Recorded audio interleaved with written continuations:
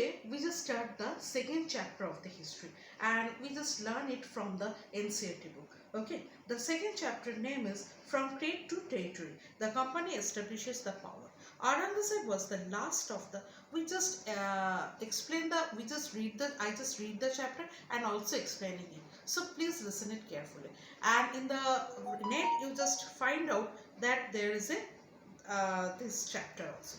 Aurangzeb was the last of the powerful Mughal rulers. He established control over a very large part of the territory that is now known as India. After his death in 1707, many Mughal governors, the Subadars and the big Zamindars, began asserting their authority and establishing regional kingdoms. As powerful regional kingdoms emerging in various parts of India, Delhi could no longer function as an effective center. By the second half of the 18th century, however, a new power was emerging on the political horizon. The British. Did you know that the British originally came as a small trading company and were reluctant to acquire territories? How then did they came to be masters of a vast empire? In this chapter, we will see how this came about. Now, these two paragraphs you just describe about, that is the last Mughal emperor was the Mughal powerful emperor was the last Mughal emperor was the Bahadur Shah Jafar, but the most powerful emperor was the Aurangzeb. And Aurangzeb was the Mughal ruler that after his death, we just see that it is the country becomes devastated and the small that is the Zamindars and also the others that is the Subadars, they become they just grow their own kingdom. Okay, and also that after that in 18th century we just see that is the British emerge in our country and it becomes the colony of the British. Now how can it be the British colony? We have to see there that they have just started their journey about the trade. Trade means that is the first for the trading company. They are just as a trading company they came India and after that they become the ruler of our country. Now we have to tell about the talk of the East India Company. Okay, so next page we just see that it is the East India Company comes east. In 1600, the East India Company acquired a charter. Now what do you mean by the charter? Charter means that is the grant. It is given to the or the right. It is given to them. That is the East India Company has the monopoly right. Now what do you mean by the monopoly right? Monopoly right means only they can do this business. Okay, only they can have the right to purchase the things at a cheaper rate from here and they can sell the product to the through the all over the world and mainly in England. Okay, in 1600 the East India Company acquired a charter from the ruler of England, Queen Elizabeth I, granting it the sole right to trade with the East. So sole right of the is given to the East India Company at first.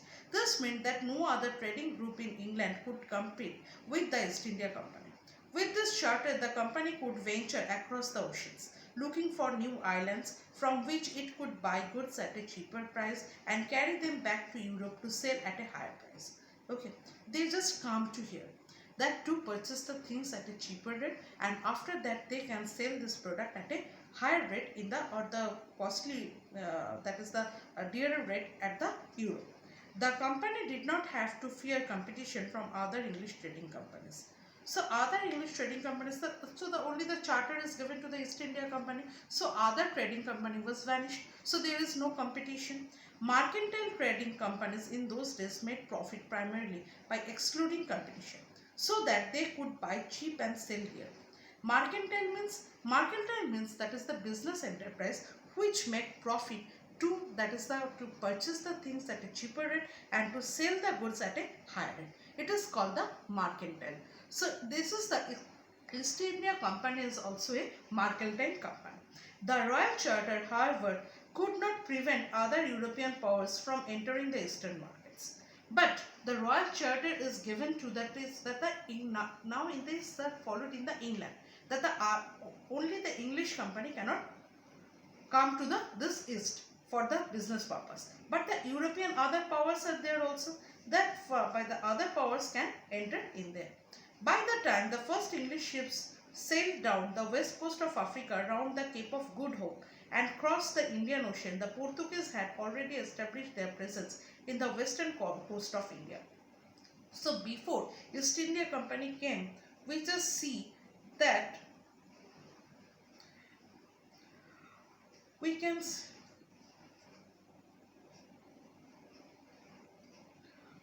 we just see that is also the Portuguese is present here. Portuguese had already established their presence in the western coast of India and had their base in Goa. In fact, it was Vasco da Gama. You already just listen there his name. That is the Vasco da Gama was just first came here. Ceded to India in 1498. By the early 17th century, the Dutch too were exploring the possibilities of trade in the Indian Ocean. Soon the French traders arrived to the same. So the other groups of the European groups, they are also coming. That is the French, the Portuguese, the Dutch, they are coming. The problem was that all the companies were interested in buying the same things, because that there is the fine qualities of cotton, silk produced in India, had a big market in Europe, and the spices. We already know that is we are famous for our cotton, famous for our silk, and famous for our spices. That is the pepper, cloves, cardamom, cinnamoms too were in the great demand.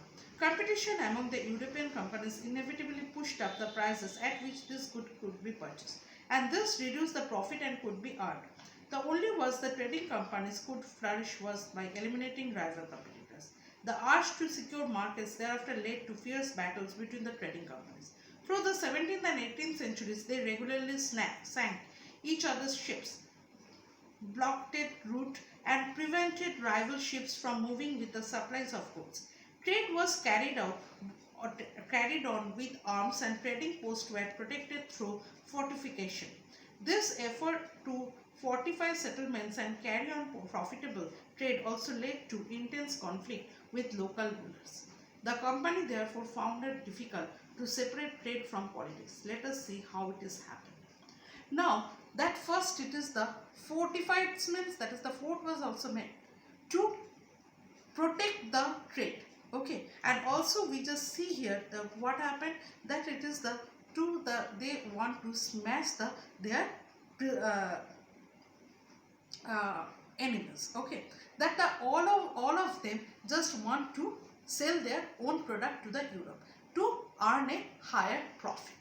Okay, up to this we just finish it here. Okay.